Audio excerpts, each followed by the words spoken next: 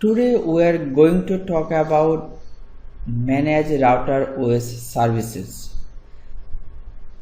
We can manage the services in our MikroTik router like that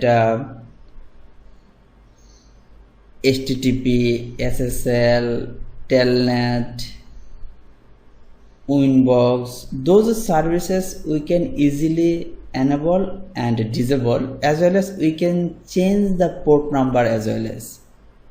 So how we can use the services? So let's go to the MikroTik router, then see where the services. If you click IP, then there is services. You can see those are all of the services, right? And there is a Winbox port number 8291. If you want to change the Winbox port number, try. We can just using 8292, right? Apply. Okay. Also we can disable the services from here like that. If you want to disable SSH service, then just select and then you can disable it, right? Then you are not able to connect the MikroTik router using SSH.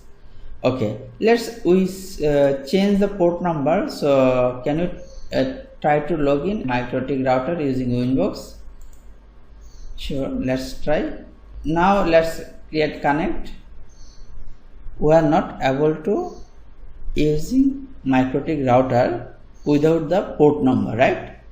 So it is the one of the security reason. Now we can use the using port number 8292. Then if we click connect, then we can able to connect, right? Use from the service, we can change the port number, we can disable the port.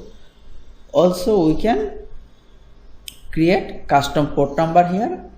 Those things that we can make from services. Thank you for watching.